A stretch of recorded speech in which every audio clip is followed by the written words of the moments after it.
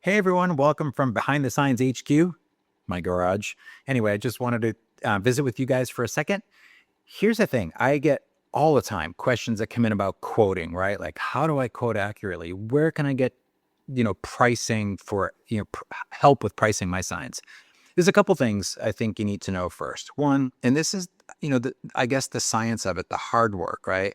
The hard work is you need to know a little bit about how signs are made.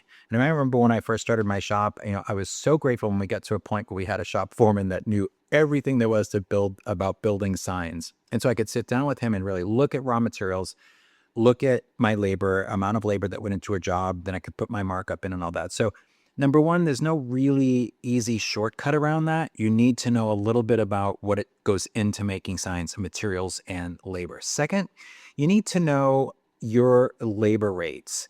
So for example, if you pay Joe $25 an hour to come in and design signs, you have variable costs and fixed costs on top of that, right? So you might have my benefits, my insurance, the rent, the overhead, the electricity, all that, and all that gets compiled in and gives you an amount that it costs you to have me show up for work. So there, if you go to the SignTracker website, sign-tracker.com, there's a free labor rate calculator there that will help you. You can download it. It's a great little tool.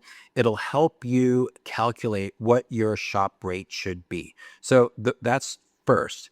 And then after that, you need some kind of a tool, an application like SignTracker, for example, that allows you to have your materials listed, have your labor listed, have markups on each of those categories, and then produces accurate quotes. And especially helpful if it's a tool that you can build templates. So SignTracker, for example, allows you to build templates. And it's great if you're the owner and you're doing all the quoting, because what happens is you can build the templates for the easier signs.